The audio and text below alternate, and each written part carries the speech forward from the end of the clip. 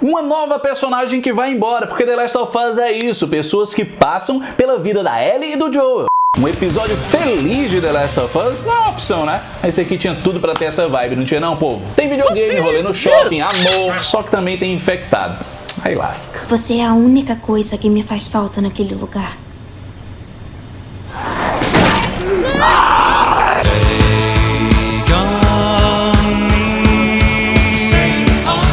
Meu povo, aguenta, Matheus Barros sou eu.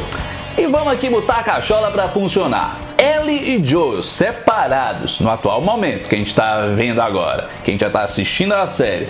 É meio difícil imaginar, não é não? Mesmo quem já jogou o segundo game, que a gente sabe que o foco vai todo pra ela, que ela é a protagonista disparadamente, acho que ainda fica meio assim de lembrar da Ellie atuando de forma solo. Tem que botar um fim nisso.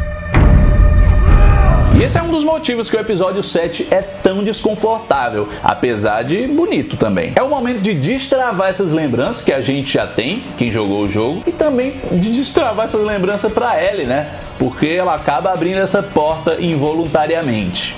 A série tá tão bem construidinha que a gente finalmente chega nessa reta final, episódio 7, e a gente começa a entender, depois de tudo que foi sendo construído, quem realmente é a Ellie, que foi uma coisa que a gente buscou episódio por episódio. Ah, a menina órfã. Ah, a salvação. Ah, o pacote. Era, né, o que precisava ser entregue. Mas não. Assim como a gente viu o Joel sendo outra pessoa antes do apocalipse, o super pai, cara família, a Ellie também tinha outra personalidade. A cada perda que ela foi tendo, ela foi mudando. E olha, povão, a Ellie tinha tudo para ser mais lascada da cabeça do que o Joel, porque ela nunca conheceu um mundo bom, um mundo que a acolhesse, que fosse confortável viver. O Joel é muito mais brutal nas atitudes, nas falas, às vezes ele chega a ser até cruel. Só que aí também tem dois lados. O Joel sabe o que ele perdeu. A Ellie tem ideia, mas ela só imagina que existe uma vida que é melhor do que aquilo. Você não sabe como era ter uma família. Principalmente quando ela se depara com coisas dessa vida que não existem mais. Quiçá quando ela tá em um momento vulnerável, né, meu povo? Sentimentalmente falando, como foram os mostrados nesse episódio. E eu não tô falando só de perda agora, não. Eu tô falando de tudo. Daquela paquera, aquele amorzinho retraído, aquela vontade de parecer atraente pra alguém. Tudo isso se mistura aqui. Eu não sei nem por que as pessoas de antes queriam essas coisas.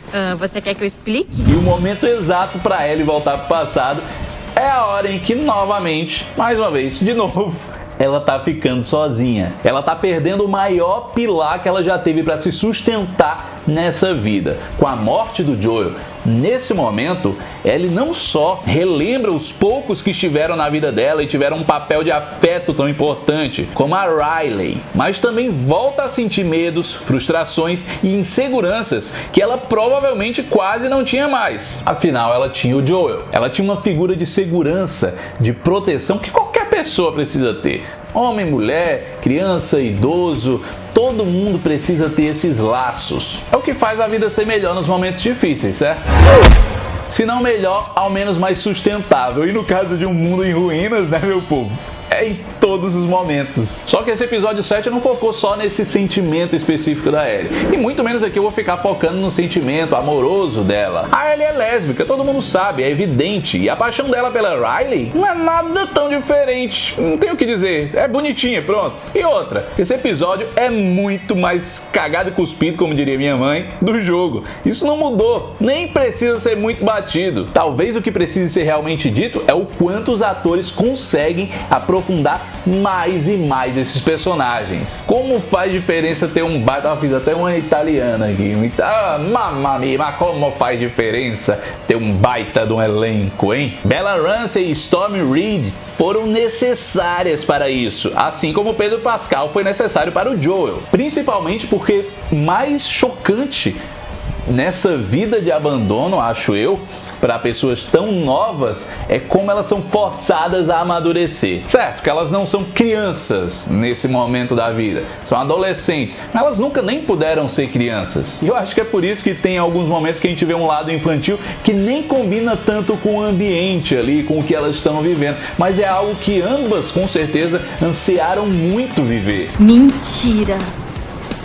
escada elétrica? A bobagem, a brincadeira, a farra, a inconsequência, tá tudo ali. E o que seria mais sonho de criança do que passar a noite num shopping? Ainda mais com aquele carrosselzão e a crushzinho do lado, né? E é exatamente o que eu estava apontando. Elas meio que não sabiam o que poderiam ser ou ter na vida. Tanto do lado dos rebeldes quanto do lado do governo, elas eram tratadas como adultas. Talvez não como adultas, mas a responsabilidade que jogam nas costas dessas meninas é gigantesca, é um negócio que não era pra acontecer. A Riley pode carregar uma arma de fogo, por exemplo, e é de boa, é tranquilo. A forma como ela foi recrutada pelos vagalumes, pela Marlene, houve uma malícia dos adultos ali. Eu sei que é uma comparação esdrúxula, mas é como os bandidos, que usam da lábia, né, do queixo, pra chamar jovens para o crime na nossa vida real. Pô, tu é bom, hein? Chega aí. Tu vai ser guerreiro da liberdade, mano. Pra defender uma causa que eu acho que você nem entende. Todo esse cenário faz a gente ver o porquê que elas encontram um corpo, um morto, e tá tudo bem. Tipo, tem aquela curiosidade, aquela coisa, mas não é um trauma. Afinal, elas já vivem no inferno ali. Querer tirar a própria vida dia a dia. É assim que acaba pra todo mundo, mais cedo ou mais tarde, né? E é com isso que a gente vê de verdade qual é a visão de mundo da nossa protagonista. Imagina aí, o que ela tinha de escolha? Qual é o melhor caminho? Ser uma militar? Tentar um cargo de futuro na Fedra? Futuro. Esse seria o sucesso para ela, talvez. E olha, o militar, professor, coordenador, sei lá, mesmo sendo da Fedra, era alguém que tentava ser bom com a Ellie, vamos admitir. Talvez naquele contexto da Ellie de pouquíssimos caminhos que ela teria na vida, ela visse naquele cara alguém que poderia ser o seu porto seguro, alguém em quem confiar. Por que você se importa? Eu acho bem irônico isso, porque a gente acaba conhecendo um lado da história que nem nos interessa muito. E eu falei isso desde o episódio 1, vocês lembram? Quem não lembra é porque não tá acompanhando aqui o canal, né? Aí decepciona o pai aqui, porque, pelo amor de Deus, não acompanhar o canal, não tá aqui inscrito, é grave. Já dá essa forcinha pra mim, meu povo. Se inscreve no canal, faz o que puder fazer, compartilhar com a galera, com amigo, com inimigo, com papagaio. Vocês sabem já como é o esquema do YouTube, vocês conhecem até melhor do que eu. Quem puder dar uma sacada também no clube de membros, nossa, me interessa demais, porque é uma força a mais, é um negócio que você fala, aí, ó, tô dando esse voto de confiança pra você, clube de membros, eu quero que você continue fazendo conteúdo, Matheus. É só ir lá, tem várias categorias, é bem legal que a gente consiga fazer esse clube de membros crescer e botar cada vez mais vantagens e aproximar mais a gente. Tô trabalhando pra isso, pô! Mas certo, eu disse desde o começo da série que quando governos, principalmente os militarizados, se metem em situações extremas, sempre dá ruim. Então eu não quero ver o lado da Fedra. Só que esse cara era legal mesmo. E mesmo assim, ele acreditava nessa instituição fascista e fazia a Ellie acreditar. A Ellie de hoje em dia jamais apoiaria as ações da Fedra, né? Mas naquela época, com menos cicatrizes, era algo viável. E o que foi que eu abandonei? Uma vida de fascista babaca? Riley, eu não sei se é assim tão simples. Então, assim, essas duas crianças que não sabiam tudo ainda são o retrato muito fidedigno dessa guerra que tem dois lados infectados ao redor. Nenhuma das duas é ruim, mas elas defendiam ideias que lhes foram mostradas, cada uma com sua visão. Ou seja, a visão do militar não era ruim para Ellie. Daquele ângulo, apesar dele apoiar algo que fez tanto mal para tanta gente. É bem parecido com a gente julgar o Joel como um vilão, porque ele já foi um caçador. Ele matava e não importava quem, para obter vantagens ou mesmo para sobreviver. Aliás, eles faziam isso, ele e o Tommy, porque eles acreditaram um dia que naquele novo mundo que eles foram jogados à força, esse era o jeito de sobreviver. A vida nova era essa. No caso da Ellie sem Joel, é a vida de derrotas, perdas. Não é à toa que é da Riley que ela lembra nesse momento. Perder aquela garota, aquela amiga, aquela namorada, o que for, pra Ellie, naquele momento, era a destruição dos sonhos infantis, de adolescentes, dos sonhos de vida, de tudo que ela planejou até ali. Não!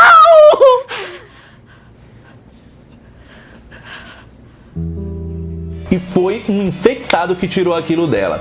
Por conta disso, a gente começa a entender a Ellie muito, mas muito melhor, meu povo. A gente começa a lembrar dos episódios passados e de coisas que talvez passavam meio batidos, eram legaisinhas, mas não eram referências tão fortes sobre ela. E agora são. Sabemos por que o receio com as escolas da Fedra, a ligação com os vagalumes, a relação com a Marlene, a raiva dos infectados, a vontade de libertar o mundo. Também vimos coisas mais simples, como aquele livro de piadas que ela leu pro Joel, do Will Livingstone, que sempre acabou sendo um companheiro para a solidão da Ellie. Também entendemos por que ela se empolgou tanto ao ver uma máquina de Mortal Kombat 2. Só digo que jogar com Raiden e Milena é apelação, viu? Caralho! Mas enfim, uma nova personagem que vai embora porque The Last of Us é isso. Pessoas que passam pela vida do Joel e da Ellie. É mais um momento curto da jornada deles, mas que é impactado por esse acontecimento do passado. A Ellie só é corajosa o suficiente para salvar o Joel porque ela viveu o que viveu. E eu sigo aqui, meu povo. Tava aqui assistindo o negócio, tomando um cafezinho com biscoitos de leite maltado, que são incrivelmente bons e que eu não deveria achar tão bom, porque sem chocolate. Mas eu pergunto pra vocês, você assiste The Last of Us na semana assim também? Que eu me preparo todo, sempre tem que estar tudo em silêncio, que eu quero prestar atenção, eu quero entender. Diz aqui nos comentários como você assiste The Last of Us, se você gostou de conhecer melhor essa protagonista, se você está acompanhando todos os vídeos aqui. Se não viu os vídeos dos episódios anteriores, vai lá, pelo menos dá o like, dá o seu view, o canal precisa de você, a gente precisa disso tudo. Quem puder entrar no clube de membros, já expliquei, entra lá também, foi mais um vídeo pra conta. Que venham mais e mais episódios. Fui!